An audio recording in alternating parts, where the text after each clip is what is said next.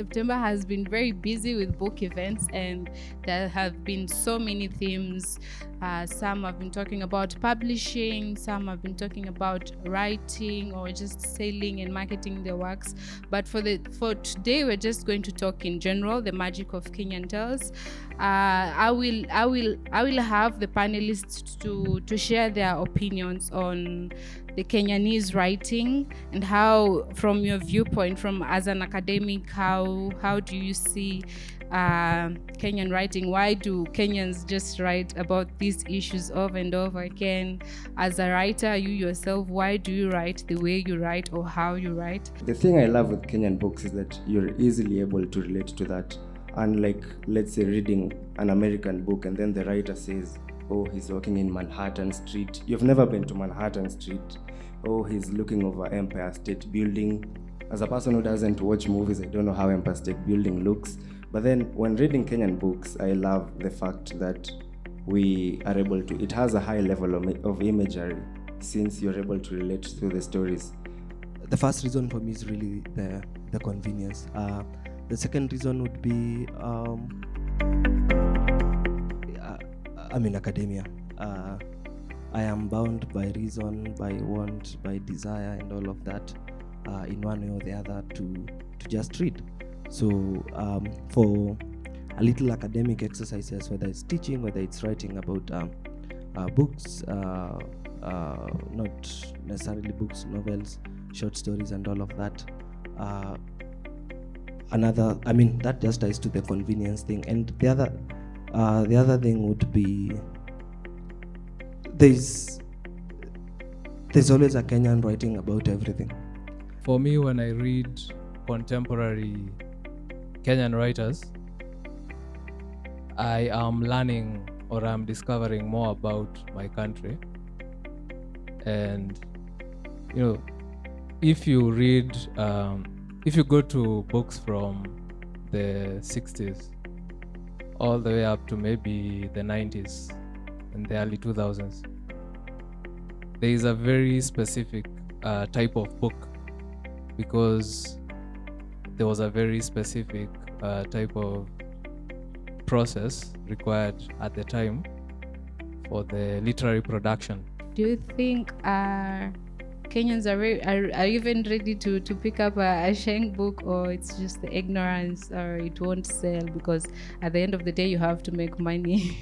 I think I got introduced to Siku Njema. Now, to a lot of people, that was our introduction into Swahili literature.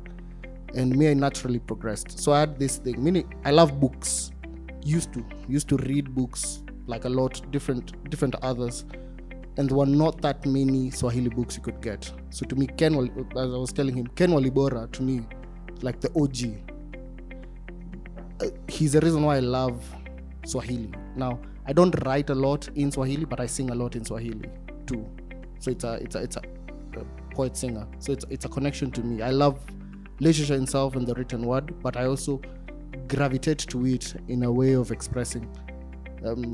To those who understand, if you listen to Tarab and music and the like, you'll find that Swahili singing itself is telling a story.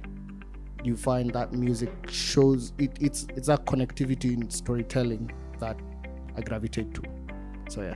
For Sheng, I think Sheng is valid because as much as it keeps changing, I find that I still speak it, I still enjoy it. As much as I've grown up and never seen a test paper in Sheng, never seen a novel in Sheng, it doesn't stop me from recognizing it, from participating in it. And I have a feeling that if we do start printing some works in Sheng, it will broaden our readers, especially kids, because as much as it's okay, teach them English and all that, and yes, they will pick up Sheng in their environment, but if we put it in their little minds that their language, how they speak it, it's not broken one, that how they view those little words, those mambos and poa, that mambo in Kenya is it's the synonym for hi and hello, but is it the synonym for good morning? You know, if we put in their minds that their words are valid enough to be in a book, then it's going to change how they grow up thinking about themselves, instead of growing up into their mid-20s and then now start having conversations about how valid their language is to be in a book. It's very fast evolving.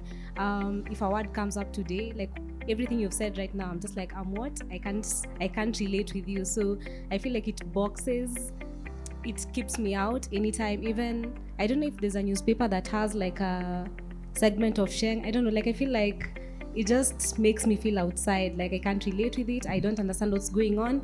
And even if a dictionary comes up, I don't know, things change very fast. Like today they say this, tomorrow it's another thing. So I don't feel like, personally for me, it's relevant. And I feel like that's, even when we were discussing the Kwani book, that's why I was telling you, I was just feeling, I'm like, I don't know, it's not my thing. And even if I wanted it to be my thing, it's too much work for me. The same way you're saying with the Swahili and politics, now I find that it's too much work for me, because now I have to keep finding these new words every now and then. From my own background about language, I think the most important thing is why you're writing. For us to decide whether language is here or there, the first, before anyone writes, is what is the authorial intention? What is the intention? Who is your audience? Whom are you writing for? Now, coming to Sheng, I'm very poor at Sheng, but I think I love it. But now the common question is, how universal is Sheng? I look, someone has done a very good research about Sheng, academic. I believe that for a Sheng to be accepted completely and universally, then something more has to be done. For example, the Sheng of Eastlands, the Sheng of Kikuyu, and the Sheng spoken in the village, is it the same Sheng? As Sheng keeps metamorphosizing, I can hear Nakulumbotovu.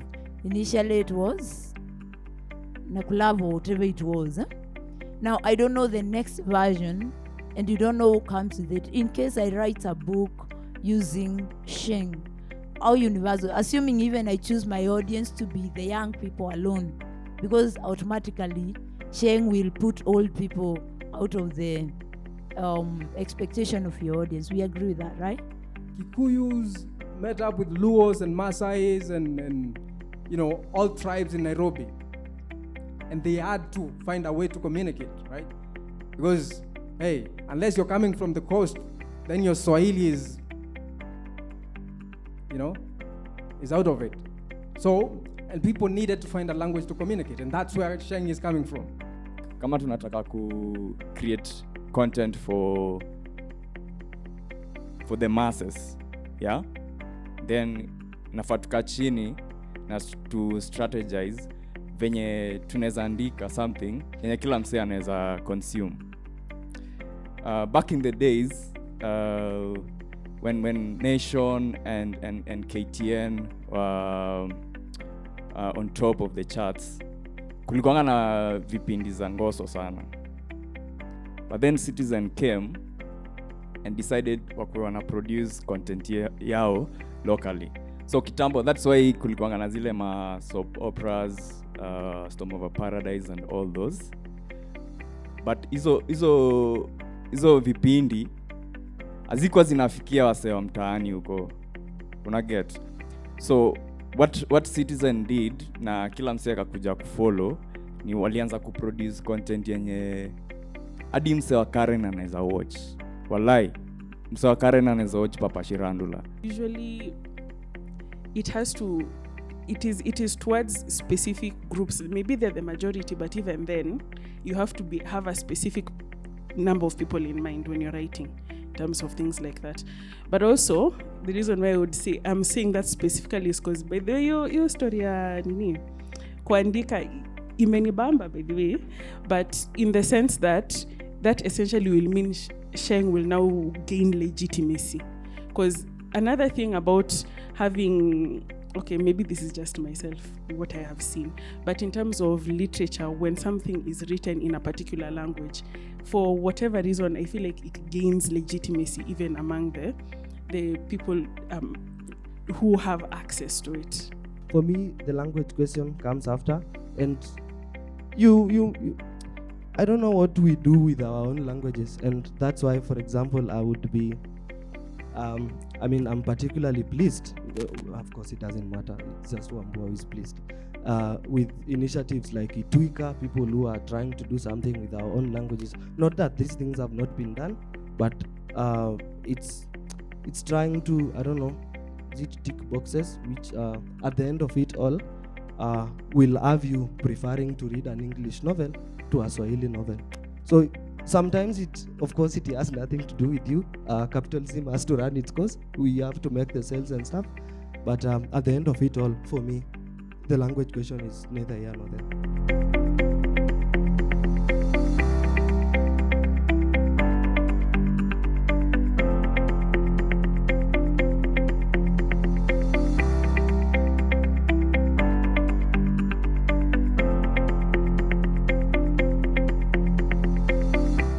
Thank you all for attending. This has been fruitful. I hope you've met a new face. If you attended the last year's edition, you can notice the very new faces, and it makes me happy. I hope it makes you happy as well. I'm excited to meet all of you out there as we check out books.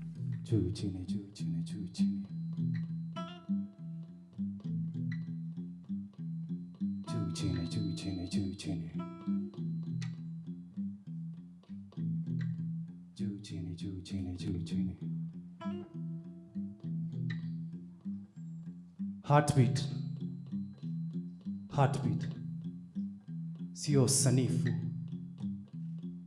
sare za blue zikiwa karibu.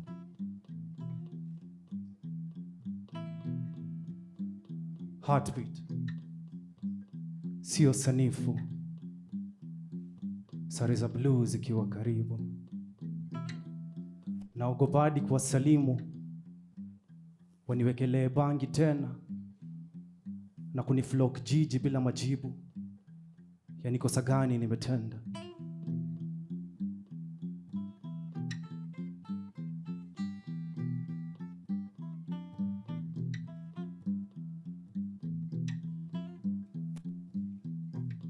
Mbona hapa wanakujenga raia mnyonge wanifyeka? Siwezi kuweza. Ati saa moja jioni natembea peke yangu kwenye siti yangu.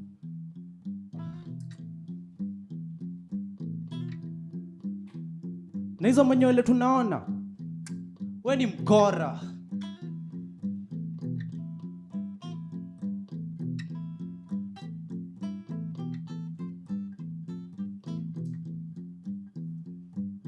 Wanasiasa na vipara wanatupora.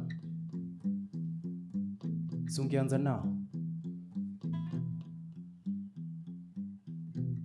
Mbona madharau kunisingle out kwenye crowd ya wadau? Kunifanya nikae mbali na both yangu. Ancestors. Tena both yangu. Papas yangu.